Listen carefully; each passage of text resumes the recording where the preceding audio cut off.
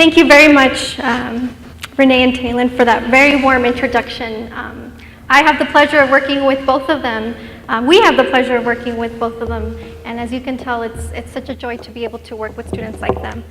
Before we begin tonight, we want to make sure that we acknowledge some key individuals who have been instrumental in making tonight a successful event. Brianne Scogan, who works countless hours to make sure that tonight goes well and the rest of the lecture series. We wanted to publicly acknowledge you and thank you for all the dedication that you have for serving students here at Fresno State. The Student Selection Committee that started this, it was your vision, and so we also want to extend an appreciation to you for your imagination, for being bold, and for thinking of something outside of the box. So we wanted to extend an appreciation to you as well. Provost Selesny, Vice President for Student Affairs, Dr. Frank Lamas, Dr. Jim Marshall, thank you so much for making the time to be here tonight. We really appreciate it. And we also want to extend a thank you to all of you today who we know can be doing a million of other things and have chosen to spend your evening with us tonight. So we wanted to say thank you. Being on a university campus for both Ignacio and I is a tremendous privilege, and a privilege that we actually don't take lightly. So whether you're here tonight as a student, as a staff member, as an administrator, I know that you feel incredibly proud to be part of Fresno State the way that we do. And so when you work at an institution like this, you hope that you learn something new. But we also challenge our students to unlearn what they've learned, perhaps, in their upbringing or what they've heard in the media. We hope that through higher education, you gain a sense of social consciousness, not just about others, but about yourself. We find that that's really important.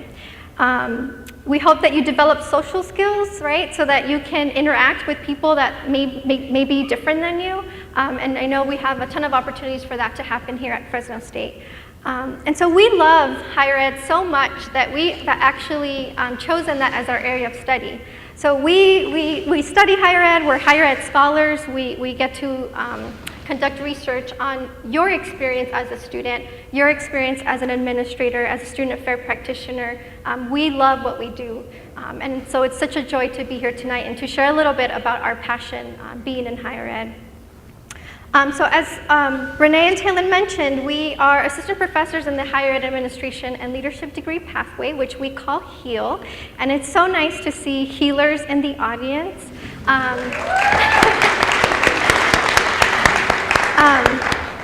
These are the individuals who are dedicated to the students that we're going to talk about. Students that started, like me and Ignacio, with big dreams and goals, and we wanted to acknowledge the healers that are here tonight. Because of you, we recognize the impact that we're having, and we're just really grateful to be a part of your journeys. It's really hard to see out here, but I wanted to get a sense of if you can raise your hand if you're a first-generation college student. All right. From what I can tell, that's a lot of people in the room.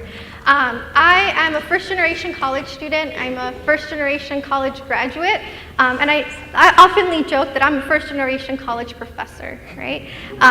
Everything that I do is pretty much first-generation, and I've often heard, and unfortunately it's too often, deficit perspectives about what it means to be a first-generation student.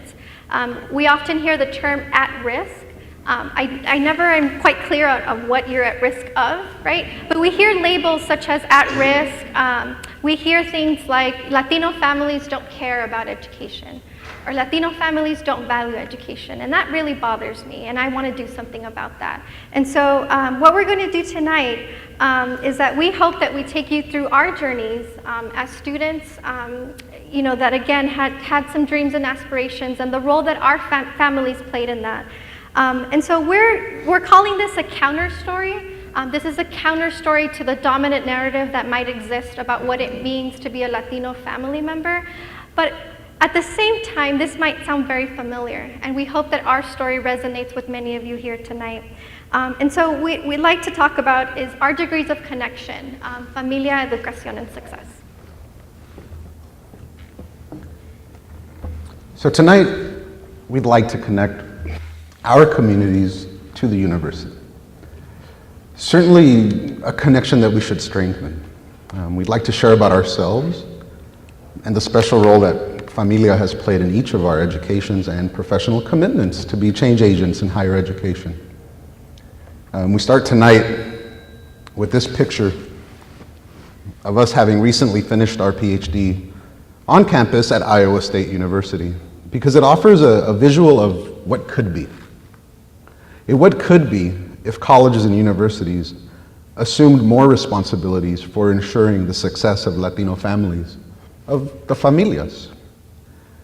You see, it's been our familias that have helped connect us to our collective educación and successes. So tonight, I hope that you could join us and bring your families along with you as well, as we share our stories and remember that we are Fresno State.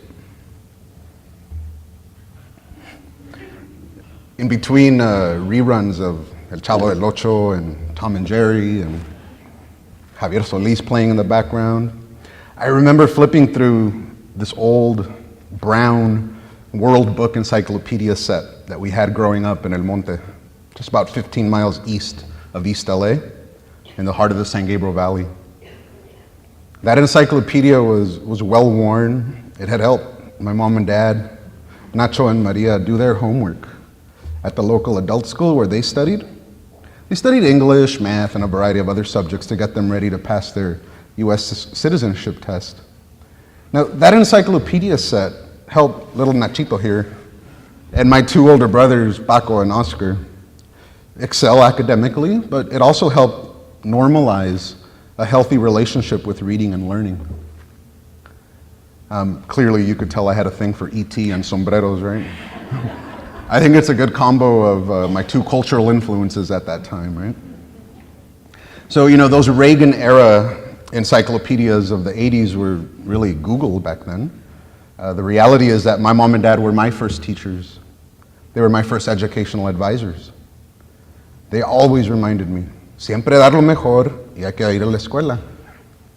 Always do your best and go to school. You know, so tonight, my parents can't be here because my mom's recovering from knee replacement surgery, and so she couldn't make the trek up here from Los Angeles County.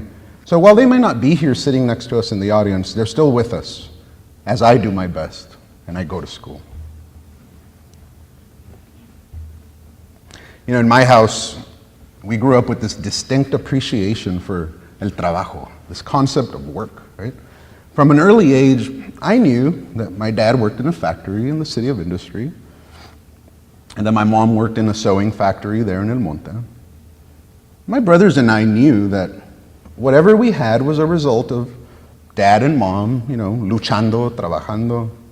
I mean, it kind of killed Santa Claus, right? Because we didn't really have that perspective. But, you know, in fact, we spent a lot of summers working in the church kitchen we operated for some time, our failed restaurant venture. I mean, guess who the cheap labor was, right? You know, now my parents both work in schools. They each take pride in contributing to healthy, safe learning environments for the students. Except they don't work in an office. They work in the often thankless jobs that keep schools functioning day to day. My dad, Ignacio, is a supervising custodian. And my mom, Maria, she's the head food service worker at the high school that I graduated from a couple of years ago, let's put it that way. Now, I share this picture tonight of my mom and dad flanking Susana and I after our PhD ceremony because I often think about why do they insist so much? Siempre dar lo mejor y que fueran a la escuela. Especially since they hadn't gone to college, right? Like, so what did they know? Or so I thought. When I attended Mount SAC, our family's local community college in Walnut, California, I would get frustrated, I'd get impatient. Fall 2001 turned into spring 2002, and the summer and a fall, and so on and back and forth. One semester at a time, just trying my best, going to school. Just like my parents asked. And I remember I used to get on edge because I get frustrated, right? In those long semesters, taking trig and calculus. And I struggled to understand that when calculating a derivative, all I was doing was finding the slope of the tangent line, and that the derivative of a function gives you the slope of that function. Anyway, where was Jaime Escalante when you needed him, right? Or is that Edward James Olmos? Whoever it was, right? I was like, I need some help. And in time, I learned to understand that those lessons that my mom and dad were talking about so much, those family stories, my parents would retell their stories of how educational opportunity had eluded them, how college seemed out of reach for them and a lot of the friends they grew up with, how they aspired for my brothers and I to do our best better than them. So here's this mom and dad that you see in this photo, much like some mom and dads that you may know, maybe your own. You know, immigrants from Mexico, very intelligent and smart, but lacking the formal education. You know, and here they are seeing their son and daughter-in-law earn PhDs from a top land-grant university in the Midwest. Pretty awesome, no? So the lesson here is that these stories, llenos de dichos, of course, from my family, help set the early foundations as I develop my consciousness of the systemic and ingrained inequities of elusive educational opportunity facing Latinos and other communities of color. Communities whose stories can disrupt and break the silences born from excluded or often distorted, deficit-minded narratives that we hear too much today. And now I rely on those stories of my parents and my family as sources of aspirational wealth as I strive to be a transformational leader in support of my students and their learning as they develop their own consciousness about the world that we share and as they aspire to have a positive impact through our shared work in higher education. And now my job has become to tell others, go to school, do your best. So you should thank the Ignacios and Marias, the immigrant parents in your lives, helping you get here tonight so that we can embrace that we are Fresno State.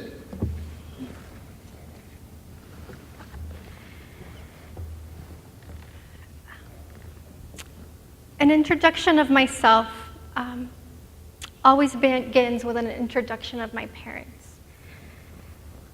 Yo soy la hija de mis padres. I am the daughter of my parents. And tonight, I have my parents here. I have Apolonio Marin and Obdulia Marin, my brother Luis, my little brother Filiberto, who's not that little, his wife Macaria. I am the daughter of my parents. And so this is a very special moment for me and my family. I believe this is probably the first time they've had an opportunity to see what it is that I do as an educator. I'm sure my brothers can't believe that there's people actually here wanting to listen to their little sister. But believe it or not, you know, there's people that want to listen to me. They come to class and they're sitting right behind you. So tonight is a very special moment, and I just wanted to acknowledge that they've made the drive because, again, this isn't about me. This is really about them. And when I thought about my remarks for tonight, I couldn't help but think about my teachers and my educators. My life teachers are my parents. My life teachers, my mentors, are my parents. And I've been educated at institutions very similar to Fresno State. Have had great faculty and mentors, but my parents, similar to Ignacio, are my teachers. And so, additionally, when I was preparing the remarks for tonight, I couldn't help but think about something my parents would always say, and I'm hopeful that might resonate with some of you tonight. This idea to ser educada.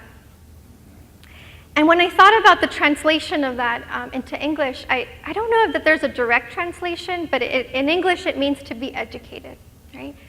But in Spanish, ser educada is not about your formal education. Ser educada is about being respectful. It's about being a good example for your younger siblings. It's about being a responsible person to take your grandma to the doctor.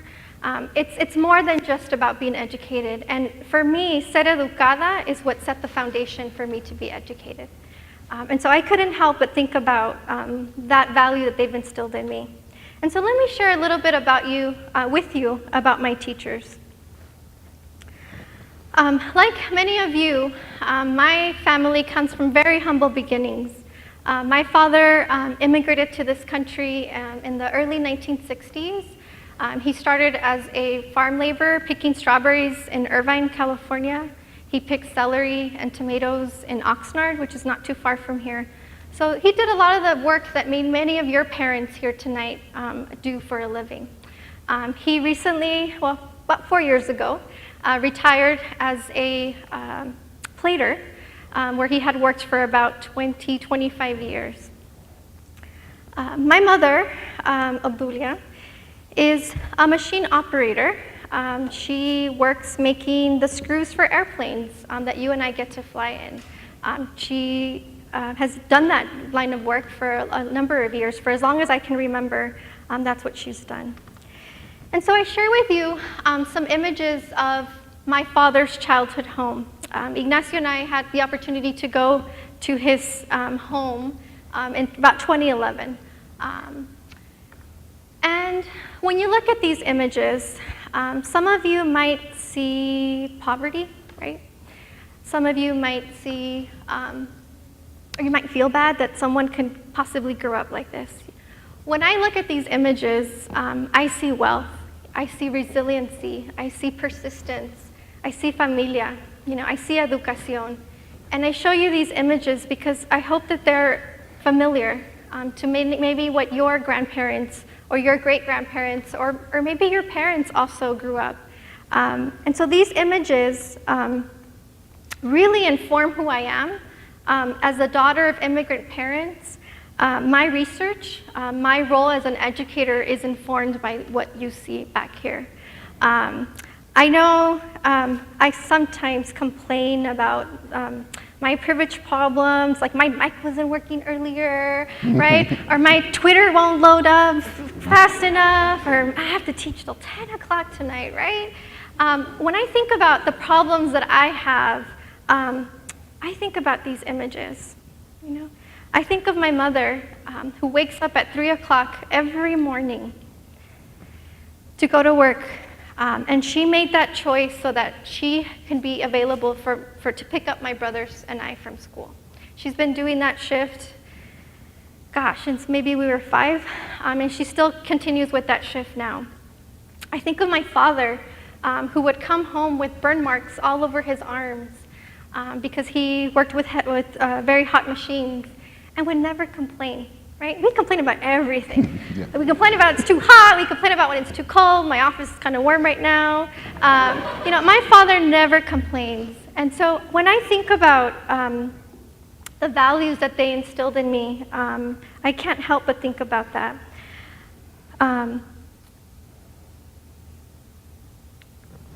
Now, I'm going to move very quickly.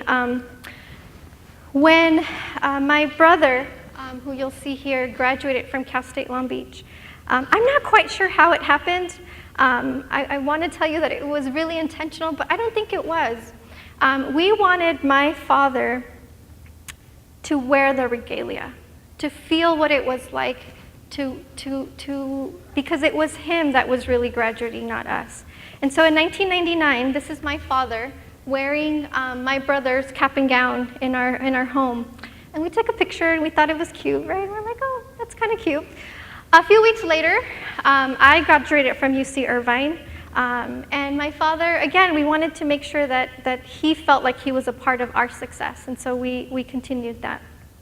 A few years later, my little brother graduated from Cal State Long Beach. And as you can see, my dad's getting really comfortable at this, right? He's got the diploma, he's like really enjoying it. And so for me, what that represents is that we've really normalized college going. For my family, going to graduations is very exciting. It's something that they're very proud of. Most recently, my father and my family made the trip to Iowa to attend my doctoral commencement. And I wanted him to wear that regalia, that it was him that was graduating along with us. And so that moment was very special. I often, and I'm sure I might have shared this with my students already, for many of us, we are the first in our families to graduate from college. But for me, this is not just an honor, but it's a really big responsibility that I carry, not just for my family, but for my community. And it's really important that I create meaningful change for other first-generation students because I know the impact that it's had for me and my family. And so when you walk into my office and you visit Dr. Hernandez, and I meet with many students like Renee, who I have the pleasure of serving as their advisor, this is who you really see, right?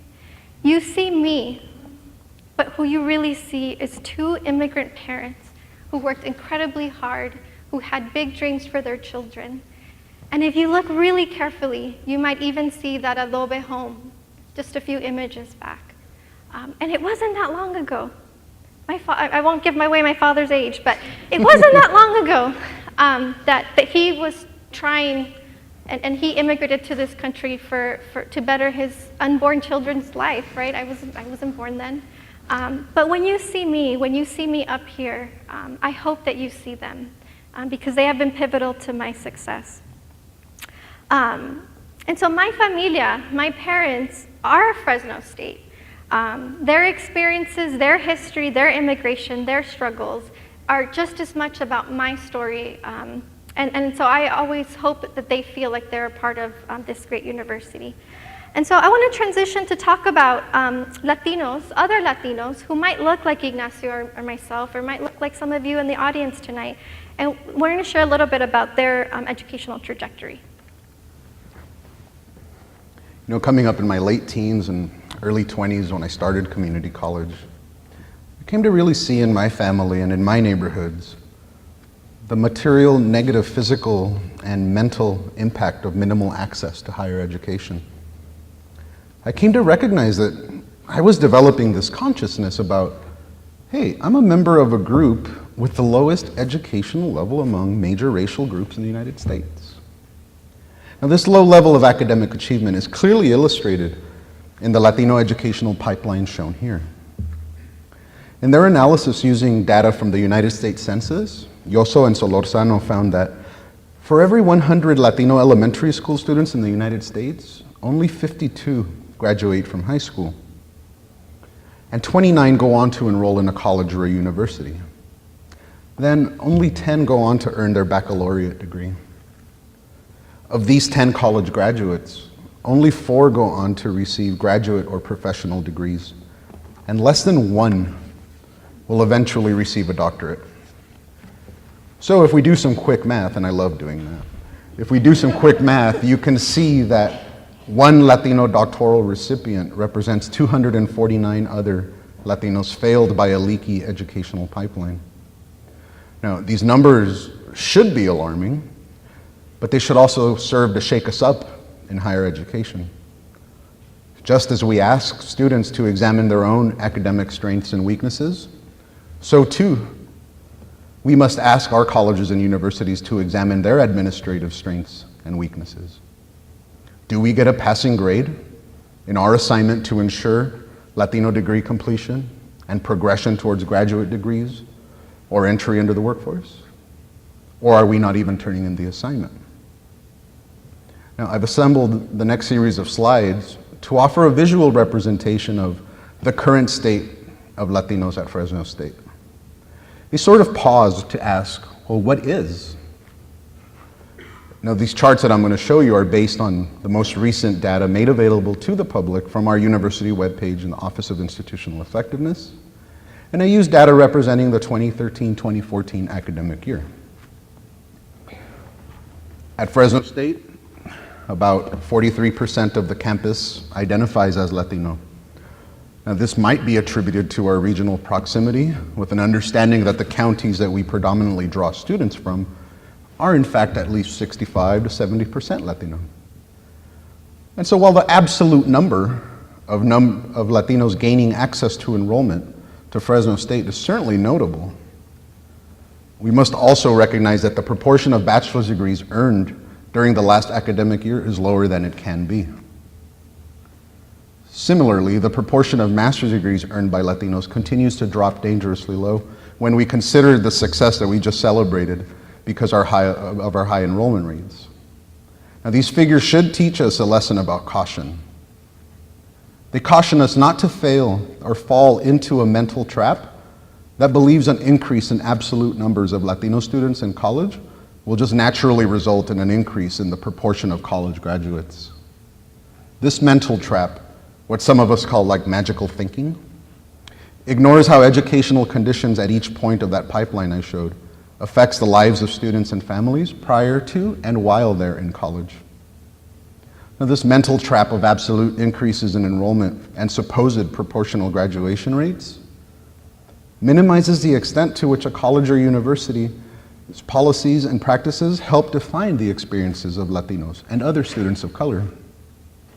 Ultimately, this thinking relieves colleges and universities of the responsibility for equity across student success outcomes. Now let's continue to take a look at the proportion of Latino in faculties and staff here at Fresno State. As one may expect, the proportional representation of Latinos continues to drop sharply here. Latinos make up roughly 19% of all campus staff, including the food service and custodial staff like my mom and dad. And Latinos make up only about 12% of the faculty on campus, noting that this figure represents both tenure track and non-tenure track adjunct faculty in all ranks. One good proportion is our percentage of Latino presidents on this campus. Dr. Castro is the first, and we certainly expect that he's not the last Latino to serve our campus in this role.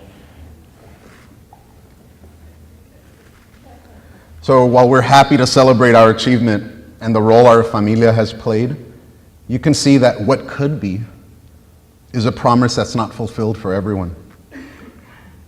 As educators, we are committed to lift as we climb, because student success is our success. So what did these figures mean for you? What did you think about when you saw the leakages in the educational pipeline, both the national figures and the figures here at Fresno State? In higher education, some of the common rationale that are often attributed to those leakages have to do with family income, parents' educational level, pre-collegiate factors like their schooling context. There's a whole host of factors, but our goal today is to challenge this sort of deficit thinking and help you to prepare an asset-based approach. An asset-based approach to Latino student success and the role families play in their own educational achievement. What do I mean by asset-based? Asset-based individuals are more cognizant that exclusionary practices, histories of legacies of racism, and power asymmetries impact opportunities and outcomes for Latinos and other students of color. Asset-based individuals attribute unequal outcomes among Latino students to institution-based dysfunctions, while deficit-minded individuals interpret those same outcomes as originating from student and family characteristics. Oh, those students just aren't ready to learn. Those Latino families don't care about education. So in our work in the HEAL master's degree, we seek to prepare asset-based scholar practitioners ready to reflect on their institutions, their colleagues' role and responsibility for student success. And so for us, being a Hispanic Serving Institution is an asset to this university and to the Central Valley. I won't have you raise your hand, but there are many individuals who work at Fresno State, who attend Fresno State, and may not be clear on what it is that an HSI is. That may not understand what an HSI is. The federal government has described a Hispanic Serving Institution as an institution that enrolls at least 25% Latino students, 50% of which is low income. Now there's been some discussion about whether it's about Hispanic serving or Hispanic enrolling. And Fresno State for a long time has been enrolling at least 25%. But what we want to pose tonight is how are we serving the Latino students and the Latino families that attend our university. So Fresno State is actually one of around 409, according to HACU and Excelencia, of institutions across the United States that meet this federal designation. But what we're more interested is that what does that mean for Fresno State to be an HSI? What does it mean to really serve the students of the Valley, the families like the ones that you heard about tonight? What does it mean to be Hispanic serving? Now, as I mentioned, we get really excited about this stuff. Ignacio and I find this kind of research fascinating, and so we're in the process right now of conducting a study in the Central Valley, trying to explore that very question. How is Hispanic serving embedded in the institutional cultures of community colleges, in particular in the Central Valley? And we're doing that along with 2 graduate students in our program. But we're really interested in understanding, how are we preparing culturally competent individuals to work with Latino students who look at them from an asset-based perspective. And so we want to celebrate what we do well, and there's a ton of things that Fresno State does incredibly well. I'm not sure how many of you have attended the Latino graduation ceremony, but it is by far one of the largest and one of the longest running Latino graduation ceremonies across the country. Ignacio and I had the honor of reading names at that event last year, and you can just feel the energy in the room. It's an amazing experience that if you have not participated, I would highly encourage you to attend. You see abuelitos, abuelitas, tías, tíos, nephews, nieces. I mean, it's larger than the general commencements, and that's something that Fresno State should be incredibly proud of. But what we want to actually spend a little bit more time exploring is what can we do better, right? What is it that we can do as institutional agents to respond and to serve our students? And so we have thought about, how are families incorporated into the institutional culture at Fresno State? It's great that we have these celebrations at the end of the year, but do we have orientations for families at the beginning of the year where they feel welcomed, included, like they belong? Many of you may not know that Latinos are actually the largest consumers of social media, right? My mom and dad know how to use Facebook, right? My grandma's not on Facebook, but Ignacio's mom's on Facebook. All the time. Latino families, and she likes her pictures all the time. Latino families are the largest consumers of social media, and so we want to encourage our university to find ways to meaningfully engage with our families, not just at commencement, but across their educational journey. So we have an opportunity in April. Our administration has called on us to find out and to celebrate what we do well and what we can do better. And I want our students to really feel empowered to be able to share what it is that they think is important in terms of student success. And so our leaders have really challenged us to be bold and to ensure that our students and faculty feel like they belong. And so what does that look like?